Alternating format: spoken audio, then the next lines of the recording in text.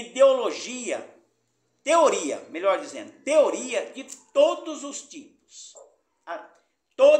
Todo tipo de religiosidade, tem religiosidade para todo gosto, todo tipo de teoria que dizendo o seguinte: é uma religião, essa é a religião, essa religião é boa porque ela diz o seguinte, ela diz que todos são filhos de Deus e que Deus não vai mandar ninguém para o inferno, não vai mandar ninguém para a perdição, porque todos são filhos de Deus. Em parte, tem a verdade que Deus não vai mandar ninguém para o inferno. Deus não manda ninguém para o inferno. Deus não tem prazer de mandar nenhuma das suas criaturas para o inferno. Mas por outro lado, nem todos são filhos de Deus. Nós sabemos disso. Mas existe aquela teoria que todos são filhos de Deus. E se todos são filhos de Deus, todos estão no caminho para ir para o céu, para ir para a glória. Tem outras teorias que existem. Tem uma que é muito perigosa. É aquela que diz que tudo pode, tudo que é o prazer. Nós temos que ser felizes. Você é feliz? Eu sou feliz. Então você pode viver sua vida desse jeito aí que você está certo. Esse é o caminho. É o caminho da felicidade. Se isso para você traz felicidade, é o caminho certo para você. E pecado é na mente daqueles que acham que aquilo que é prazer para mim, para você é pecado, né? Para mim é prazer.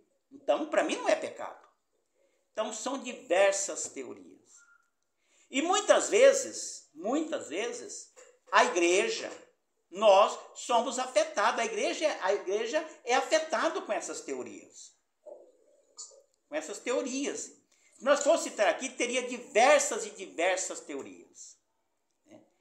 Parece que hoje não existe mais pecado. Parece que hoje, no dia de hoje, tem muitas teorias que parece que não existe mais pecado. Mas agora vamos para a palavra. A palavra de Deus em Romanos, no capítulo 3 e no versículo 23, está escrito assim. A minha Bíblia é aquela revista corrigida, né? Ela diz assim: porque todos pecaram e destituídos estão da glória de Deus. Todos pecaram. Não existe ninguém que possa dizer, não, eu não peco, eu não pequei. Todos pecaram e destituídos estão da glória de Deus. Mas o que é pecado? O que é pecado? Se nós formos perguntar para as pessoas, eles vão dizer o seguinte: pecado é desejar mal para o próximo, é não fazer o bem, é não dar esmola, é não fazer isso, é não ser religioso. Isso é pecado. Enfim, tem muitas coisas que as pessoas dizem que pode definir pecado. E tudo isso é pecado. Mas a definição do pecado correta, exata, é a seguinte: pecado é toda desobediência a Deus. Toda desobediência a Deus é pecado. Pecado é desobediência a Deus. Desobedecer a Deus é pecado. Essa é a definição correta. As demais são tudo consequências, de desobediência. Desobediência. Então, tudo que é desobediência é pecado. E aqui está dizendo que todos nós, todo ser humano é desobediente. Então, todos pecaram. E destituídos estão da glória de Deus. Por quê? Porque o pecado afasta o homem de Deus. O pecado o homem está bem longe de Deus, porque Deus é santo. E ele não tolera pecado. Ele não compartilha com pecado. Então, mas todos nós pecamos? Todos nós pecamos. Todos nós. Então, se nós pecamos, então não tem mais. Então nós estamos praticamente arruinados. Toda a humanidade, todo ser humano está arruinado. Porque se peca e afasta de Deus, é destituído da glória de Deus. E se todos pecam, então a humanidade inteira está perdida? Não. Tem uma solução. No versículo 24, eu li o 23. No versículo 24 diz assim, ó. Sendo justificado gratuitamente pela sua graça, pela redenção que há em Cristo Jesus. Sendo justificado gratuitamente pela graça, pela sua graça, pela redenção que há em Cristo Jesus. Ao qual Deus propôs para propiciação pela fé no seu sangue, para demonstrar a sua justiça, pela remissão dos pecados dantes cometido sob a paciência de Deus. Sob a paciência de Deus. Então, qual é a saída? A saída é Jesus. A saída é bem clara, a redenção que há em Jesus Cristo, que morreu na cruz para perdoar, o sangue de Jesus que perdoa o nosso pecado, que foi derramado lá na cruz. É Ele que nos perdoa. É Ele que nos purifica, é o sangue de Jesus que nos purifica. Mas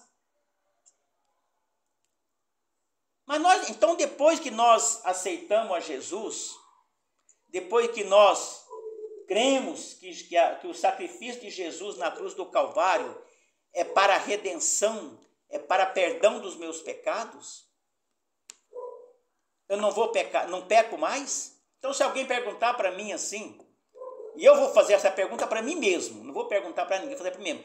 José Abrantes, então você não peca? Você falou que quem peca, a Bíblia diz que quem peca está destituído da glória de Deus. Então você não peca? A resposta está lá em João. 1 João, no capítulo 2, e o versículo 1 em diante, que diz assim, ó. Primeira carta do apóstolo João. E o versículo 2 diz assim: Meus filhinhos, estas coisas eu escrevo para que não pequeis. Então, João está chamando eu e você, está chamando o nosso grupo aqui, chamando assim, ó, aqui pela palavra, assim, filhinhos, vocês não podem pecar. Está falando para mim e para você, vocês não podem pecar. Aí na sequência, o versículo diz assim: Mas, se alguém pecar, temos um advogado para com o Pai, Jesus Cristo, o justo. Ele é a propiciação pelos nossos pecados, e não somente pelos nossos, mas também pelos de todo o mundo.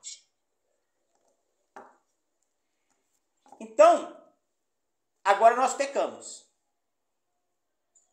Aceitamos a Jesus, nós somos redimidos, o sangue de Jesus nos purificou de todo o pecado.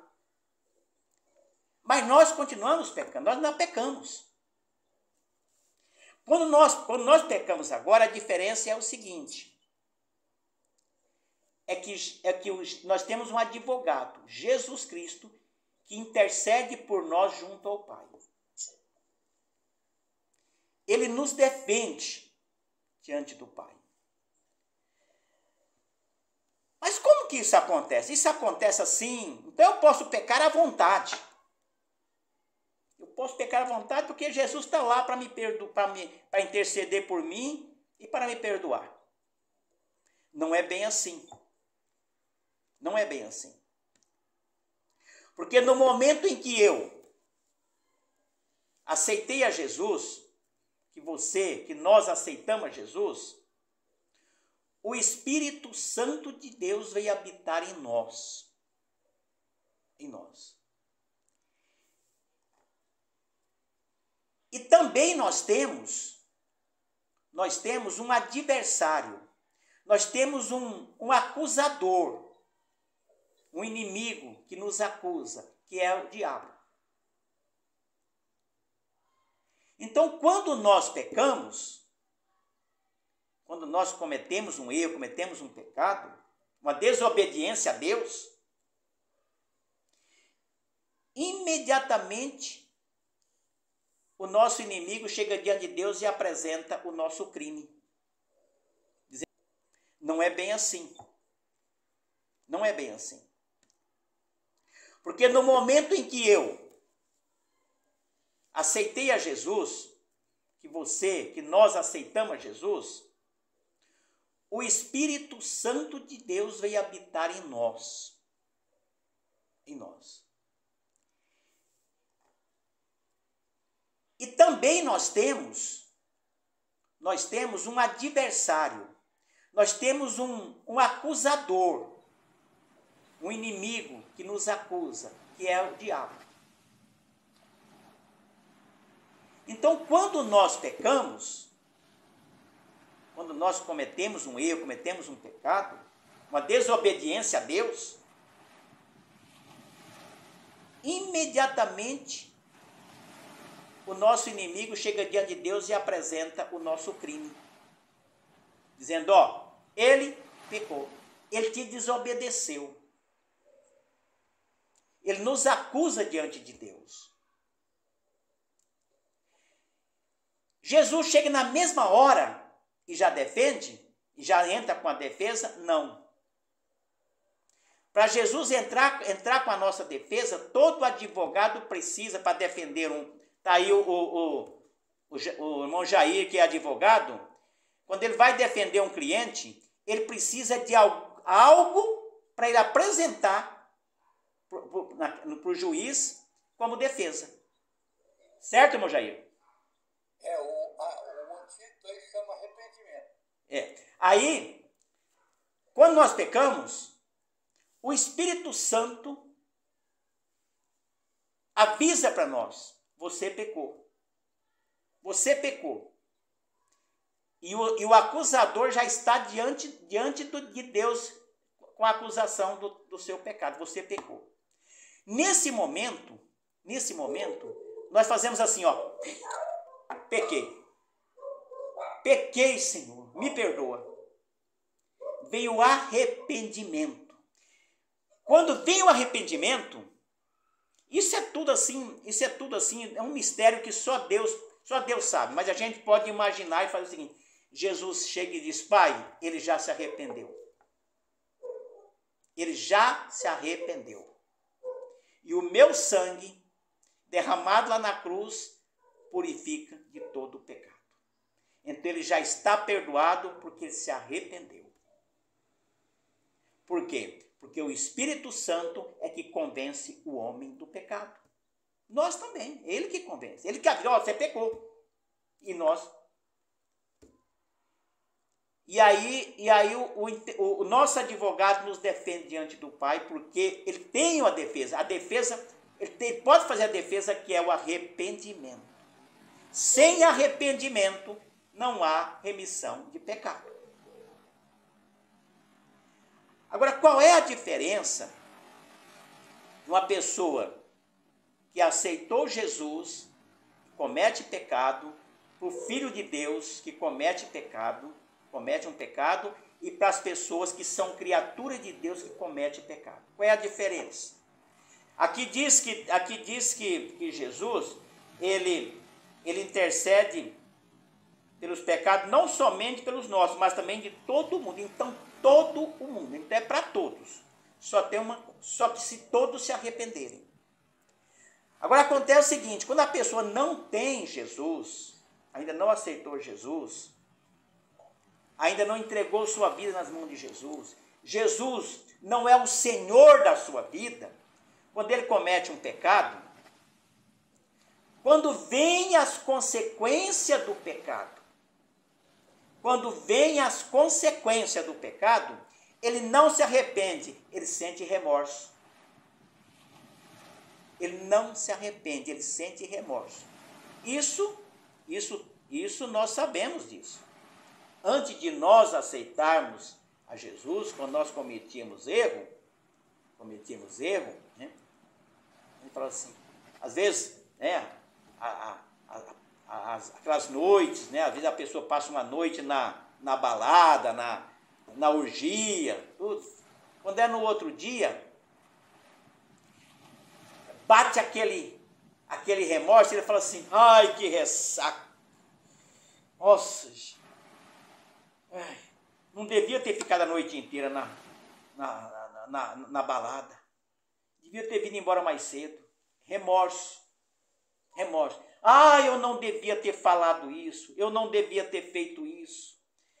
Por que eu fiz isso? E tem alguns que dizem assim, por que Deus deixou eu fazer isso?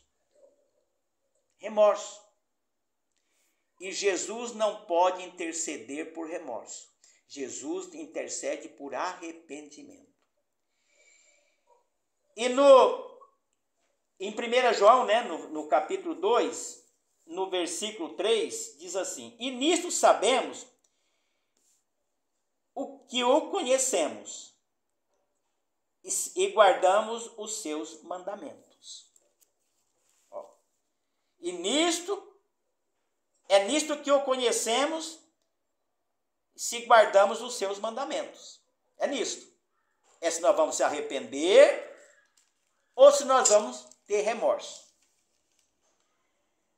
Aquele que diz, eu conheço, e não guarda os seus mandamentos, é mentiroso, e nele não está a verdade.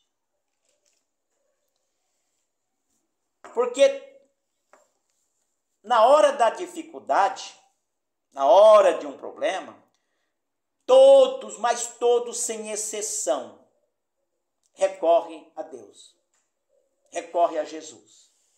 Todos sem exceção. Todos sem exceção. Até mesmo quando comete pecado, a pessoa que não tem Jesus, pede para Jesus, ai Jesus, tem misericórdia, ajuda. Mas só que aquele que conhece, guarda os seus mandamentos. Guarda os seus ensinamentos. Agora, aquele que não guarda os seus ensinamentos não conhece. Porque conhecer a Jesus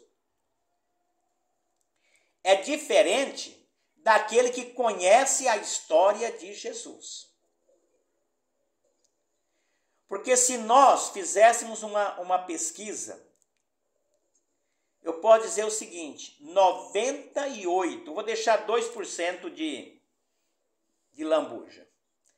98%, se nós fizéssemos essa pergunta para ele assim, você conhece Jesus?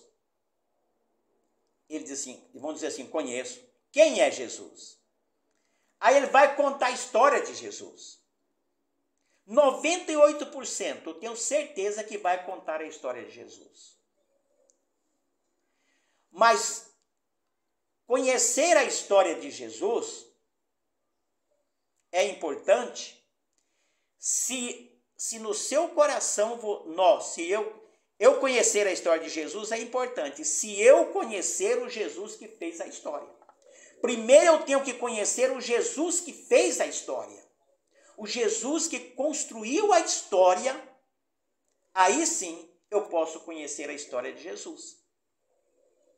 Mas primeiro eu tenho que conhecer o Jesus que fez a história. Conhecer somente a história de Jesus não é o suficiente para a salvação e para pedir para Deus perdão dos pecados.